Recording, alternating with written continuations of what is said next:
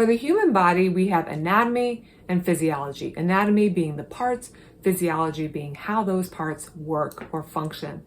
And in orthopedic medicine, what I think we're getting wrong a lot of the time is heavily focusing on anatomy, mostly due to the advent of sophisticated pictures that show even the smallest abnormalities in anatomy. And secondly, because clinicians a lot of the time aren't spending a decent amount of time with patients and evaluations to really assess function. It takes more time to assess function than it does to read the printout of a knee MRI, for example. Think about anatomy and physiology as two sides of a coin, but they also intertwine, of course. And what I want to point out to patients is that even if an image shows an anatomical flaw, in most cases, we can't automatically assume that that problem on the picture is what's causing your symptoms. We need to do functional or physiological tests in the clinic. I use repeated movement testing. I find it's the best way to really assess for someone's function and to figure out what's the diagnosis. There are other things that clinicians use, of course, but I feel Robin McKenzie really laid out an algorithm for how to assess the body in a systematic way to figure out what's going on.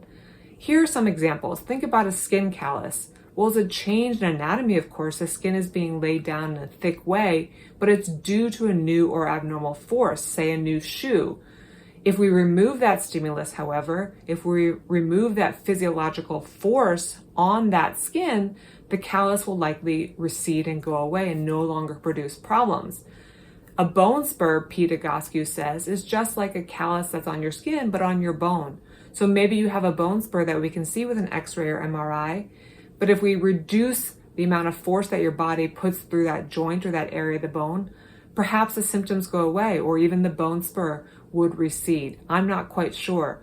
All I know is it's worth investigating because I don't make that leap that just because either a clinical test or an image shows me an anatomical problem or determines that there is one, I don't automatically assume that that's causing the problem.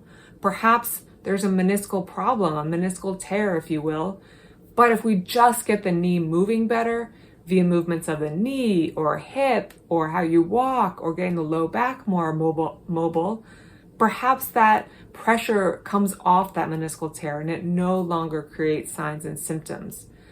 We have plenty of studies that show people have abnormalities in their anatomy without any signs and symptoms. So we must question the narrative that because you have an anatomical problem like a cartilage lesion, tendon tear, or labral tear, we must question that that's automatically what's causing your symptoms. Find a clinician who takes the time to assess function, assess physiology.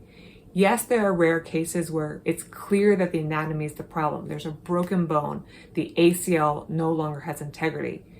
But for most patients, it's functional. Something's not moving right, usually due to years or decades of lifestyle habits. And if we get the physiology moving well again, signs and symptoms will abate.